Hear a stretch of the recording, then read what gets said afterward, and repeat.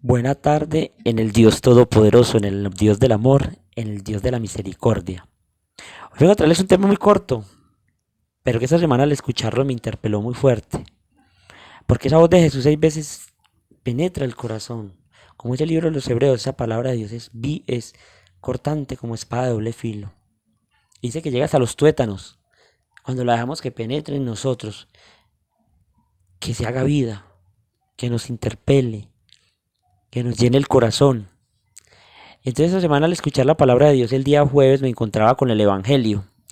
Y el Evangelio era muy fuerte, porque nos encontramos con una situación muy triste para mi Jesús, para mi Señor, para ese Dios que está enamorado de nosotros, para ese Dios que nos piensa todos los días, que está pendiente de cada paso y de cada cosa que nosotros hacemos.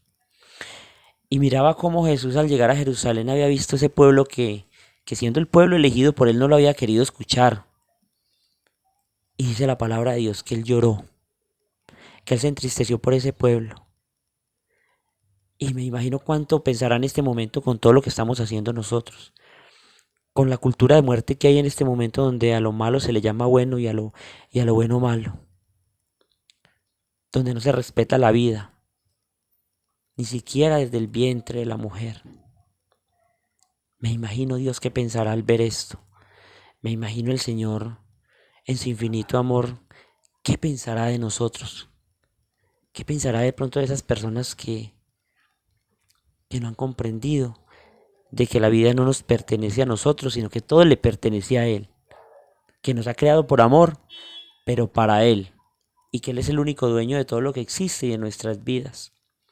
Entonces esta semana al escuchar ese texto de la Biblia me fui muy interpelado para mi trabajo, porque miraba yo cómo Dios se ponía triste muchas veces por mi pecado y por mi indiferencia, cómo a Dios le dolía de pronto mi rechazo para con Él. Siendo Dios todopoderoso que todo lo puede crear y todo lo puede cambiar, Él, sin embargo, sigue esperando por un cambio en tu vida y en mi vida. Entonces leía ese texto y me llegaban muchas cosas a mi mente y a mi corazón. Y el Señor me hacía reflexionar sobre muchas cosas que de pronto no hemos querido cambiar en nuestras vidas porque de pronto sentimos que este mundo nos atrapa y que es muy bueno y que lo de acá llena cuando sabemos que no. Que lo de acá es solo un instante y luego desaparece y volvemos a lo mismo de antes.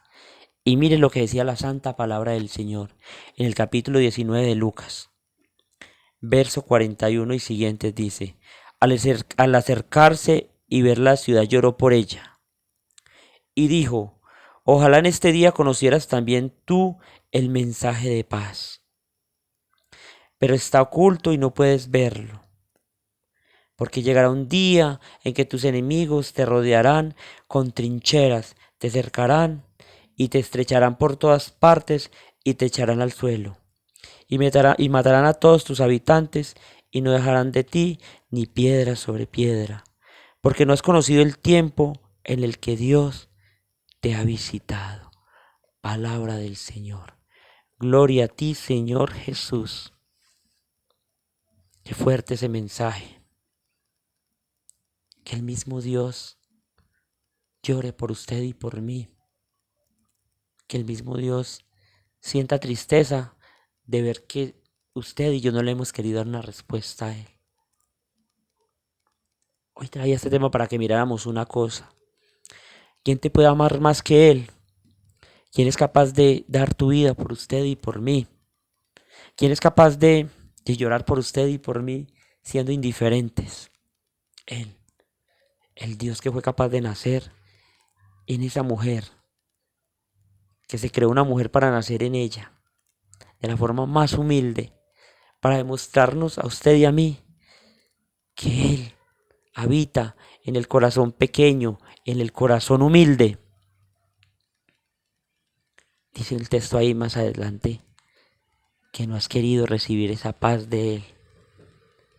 Si ustedes y yo comprendiéramos la paz tan hermosa que Dios trae al corazón, cuando lo dejamos venir a nuestras vidas, cuando lo dejamos actuar, cuando lo dejamos llegar.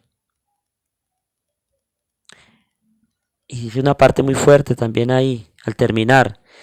Dice, porque llegará un día en que tus enemigos te rodearán con trincheras y te cercarán y te estrecharán por todas partes y te echarán al suelo. Miremos cómo está la humanidad. Miremos cómo estamos nosotros. Cuando nos alejamos de Dios, la vida pierde sentido. Nuestra vida se llena de miedos. Nuestros enemigos nos arrasan, nos acaban. ¿Cuántos de nosotros o cuántas personas sobre este planeta están enfermas de depresión, llenas de miedos, llenas de dolor, de tristeza, teniendo cantidades de cosas de acá, pero no tienen lo más importante, que es el amor del Dios Todopoderoso, que es la fuerza del Dios que se ha metido en el corazón de usted y de mí, y que quiere obrar, que quiere hacer algo grande en tu vida y en mi vida. Pero como Él es un caballero, Él nunca va a quebrantar tu, tu voluntad ni la mía. Hoy los invito a algo, a que lo escuchemos, a que oigamos esa voz hermosa de ese Dios que lloró por Jerusalén y que de pronto llora por ti y por mí al ver que no le queremos dar una respuesta. Un Dios que siente tristeza de que tu vida y que mi vida se pueda perder en la tristeza, en el dolor, se pueda perder en tantas cosas. Cuando Dios te ha creado y me ha creado a mí, en medio de todas las dificultades y con la cruz, a vivir felices y alegres. Cuando miramos el capítulo 4 de Hechos de los Apóstoles, dice que los apóstoles fueron golpeados y recibieron azotes por predicar el Evangelio. Y dice que ellos salieron felices y dieron gracias a Dios porque Dios les había dado la oportunidad de sufrir por Él.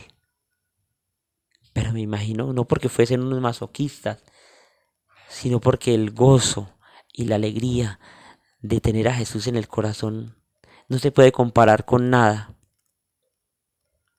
Pero no depende de Él, depende de ustedes, depende de mí. Dios quiere hacer algo bonito en tu vida, pero quiere que ustedes y yo lo dejemos actuar, que lo dejemos ser Dios en nuestras vidas, tener el primer lugar Él, no darle el primer lugar ni al sexo, ni a las drogas, ni a las cosas materiales, a nada, ni a ningún ser humano. Es darle el primer lugar a Él, es dejar que Él entre en el corazón y que Él tome nuestras vidas. Había un santo que decía una frase que me gusta mucho una vez que fui a una cárcel.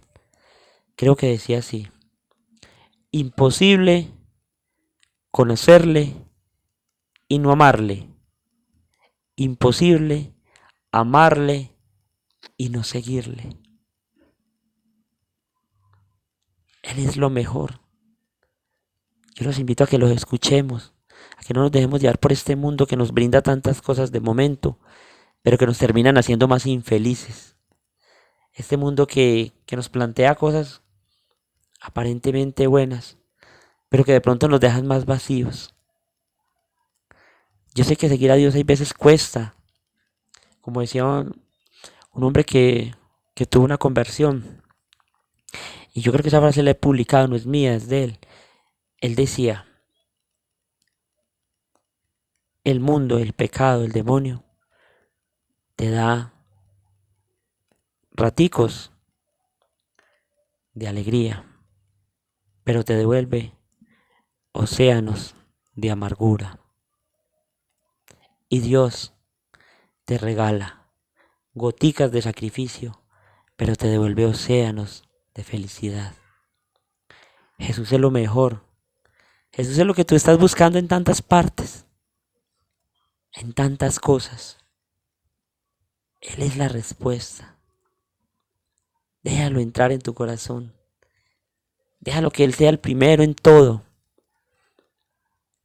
No le tenga miedo al mundo. Hay veces le tenemos miedo al mundo. Pero el mundo no nos va a dar felicidad. El mundo lo que nos va a dar es amargura. Él es alguien que no traiciona. Es alguien que si usted le falle, Él va a seguir siendo fiel. Los santos siempre tuvieron la consigna de que primero era Dios y por eso llegaron donde llegaron. Por eso pudieron experimentar esas virtudes de una manera tan heroica, como una Teresa de Calcuta, que podía ver en el que sufría a Dios y por eso era capaz de mirar al enemigo con amor. Por eso era capaz de donarse sin esperar nada a cambio, porque se había dejado impregnar por el amor de Dios. Ustedes y yo tenemos unos dones que Dios nos ha regalado. Por ejemplo, ese era un don, el don de la piedad, un don que ella recibió de Dios para poder ver en cada uno de los que tenía enfrente el amor de Dios. Hace 8 días Dios me dio la oportunidad de ir a visitar ese lugar, un lugar muy lindo, que es un lugar de ancianos de las Teresa de Calcuta, de esa santa mujer. Y a mí me impactó algo al llegar.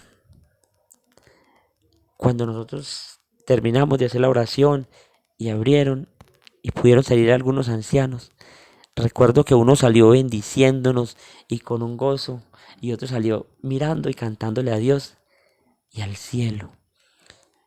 Y esas personas, muchos de ellos son ancianos que la familia han votado y han tirado allá, lo han dejado en la calle.